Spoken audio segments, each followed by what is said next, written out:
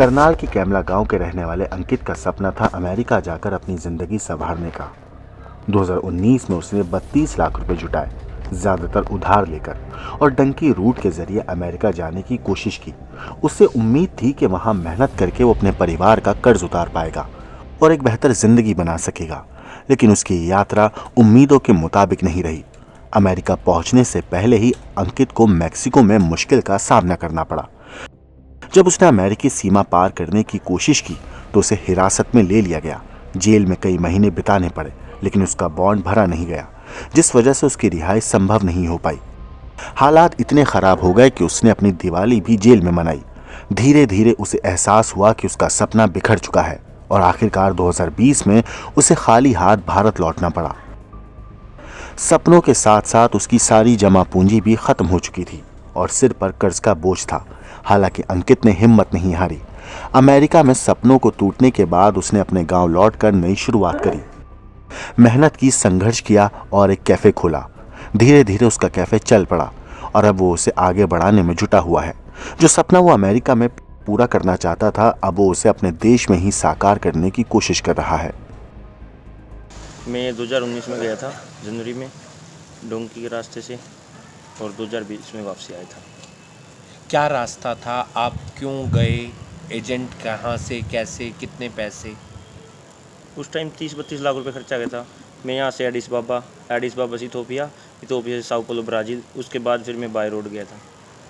तो वहाँ पर क्या रास्ता रहता है वहाँ ये पर? ब्राज़ील के बाद फिर हमने बाय रोड पेरू, एक्वाडोर, फिर कोलंबिया, फिर समुद्र के से टूबो से कुपुरगाना के लिए किश्ती लगती है 4-4.5 घंटे की। उसके बाद जंगल में हमारे 5 दिन 4 रात लगी थी।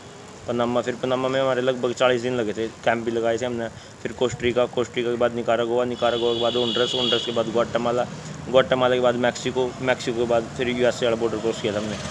तो यूएसए, मैक्सिको से आपने मैक्सिको क्रॉस कर लिया था, उसके बाद वहाँ पर कैंप में या जैसे हम बॉर्डर क्रॉस करते उस टाइम बॉर्डर पेट्रोल ने हमें पकड़ लिया था।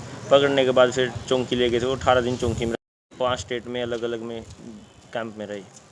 तो क्या स्थिति रहती थी वहाँ पर? और चाहे पनामा के जंगलों की बात करें या समुद्र की किश्ती की बात करें या कैंप की बात करें।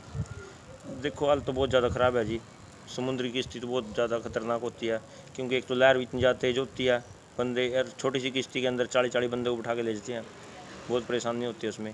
फिर उसके बाद जो जंगल है उसमें कुछ खाने को नहीं मिलता, अपना सामान रखते हैं बंदे साथ में, जो भी होता है। माफिया वगैरह हाँ, माफिया तो मिलता ही है जी। जैसे लूटपाट होती है, जितने बंदे होते हैं ना सभी आप डॉलर ले लेते हैं, जितने जिसके पास डॉलर होते हैं सामान छीन लेते हैं, जो उनको कीमती सामान लगे।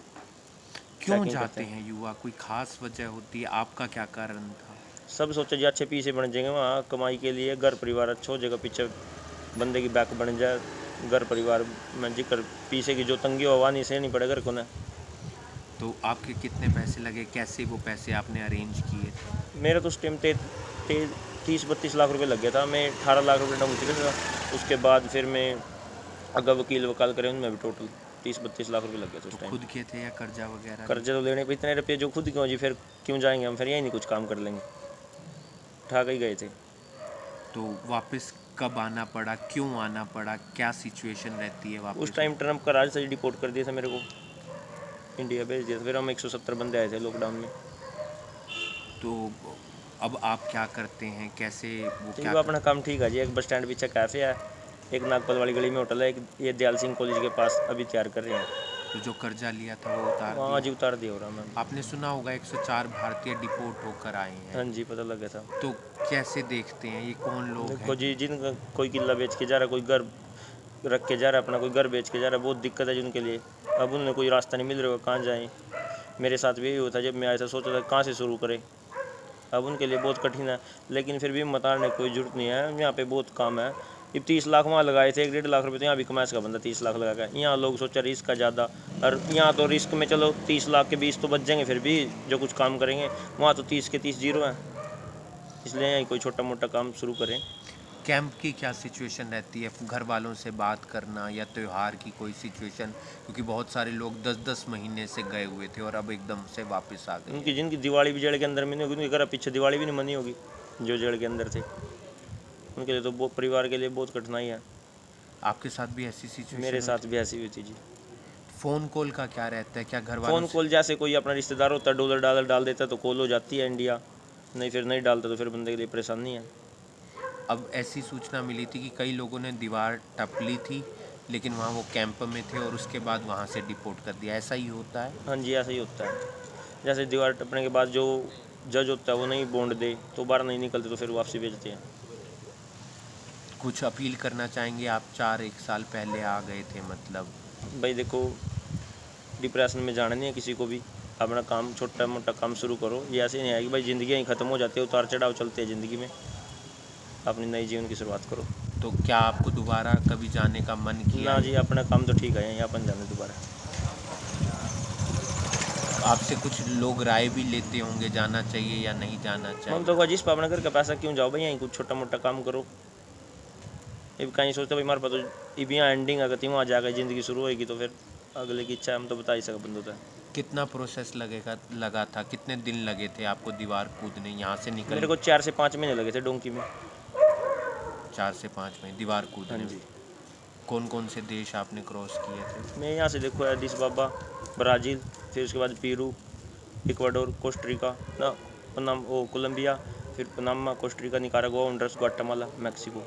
इन 5 महीने में आपकी स्थिति ठीक थी? खाना पीना? खाना पीना तो ऐसे ही मिलता है जी, सब जगह नॉन वेज मिलता है, वेज ही खाना वाला उसके लिए बहुत दिक्कत है। कैंप में से ज़्यादा गंदा काम है, मीठे राजमा दे दें 2 ब्रेड के साथ, थोड़ी पेट भर जाएगा बंदों का। वहाँ टॉर्चर वगैरह भी किया जाता है? टॉर्चर चौंकी में करते हैं जी, जब 18 दिन रखा है फुल तेजी में एक पन्नी दे देते हैं उठने के लिए। अंकित की कहानी उन युवाओं के लिए एक सीख है जो विदेश जाने के सपने में अंधे होकर बिना सोचे समझे जोखिम उठाते हैं। वो बताता है कि विदेश में पैसे कमाने का सपना हर किसी के लिए आसान नहीं होता और गलत रास्ते अपनाने से सपनों के साथ साथ जिंदगी भी दांव पर लग सकती है। लेकिन असली जीत वही होती है जहां हार मानने के बजाय इंसान नई राह बनाता है, जैसा कि अंकित ने किया। ब्यूरो रिपोर्ट, क्राइम तक।